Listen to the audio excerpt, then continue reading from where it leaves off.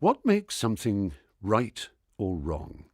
Some people believe that what is right and wrong never varies from situation to situation, and that it can be expressed in constant and unchanging commandments.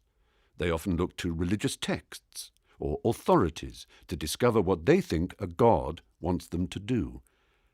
A humanist view of morality is different. Humanists do not look to any God for rules, but think carefully for themselves about what might be the best way to live. This approach means we have always to be empathetic and think about the effects of our choices on the happiness or suffering of the people, or sometimes other animals, concerned. We have to respect the rights and wishes of those involved, trying to find the kindest course of action or the option that will do the least harm. We have to consider carefully the particular situation we find ourselves in, and not just take any rule or commandment for granted. We have to weigh up the evidence we have available to us about what the probable consequences of our actions will be. This way of thinking about what we should do is explicitly based on reason, experience and empathy and respect for others, rather than on tradition or deference to authority. It might sound hard, but luckily most of us do it most of the time without really thinking about it.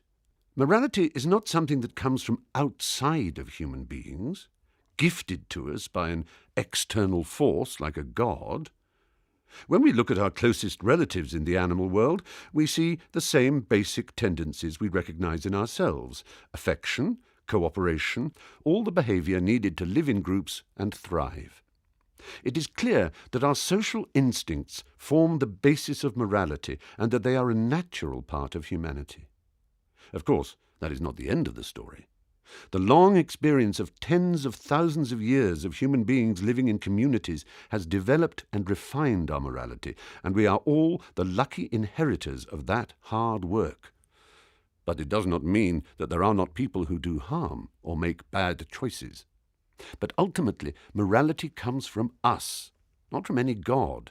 It is to do with people, with individual goodwill and social responsibility. It is about not being completely selfish, about kindness and consideration towards others.